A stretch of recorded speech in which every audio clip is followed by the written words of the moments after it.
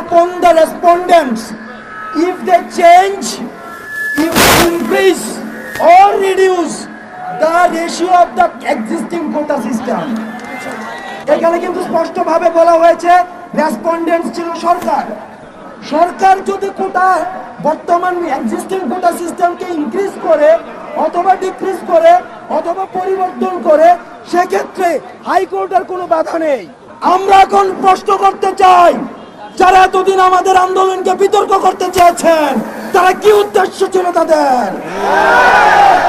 সুতরাং এতদিন পর্যন্ত সরকারের যে মহল আমাদেরকে বারবার বলেছেন হাইকোর্টের উপরে ভরসা রাখতে, আমরা হাইকোর্টের উপরে ভরসা রেখেছি। আজকে হাইকোর্ট আপনাদের উপরে যে দায়িত্বটি দিয়েছে, আমরা বিশ্বাস করি আপনারা সেই দায়িত্বের অতি সত্বর আপনারা সমাধান দিবেন। আমরা বিশ্বাস করতে চাই সমাধানের বিকল্প কখনো ভয় হতে পারে।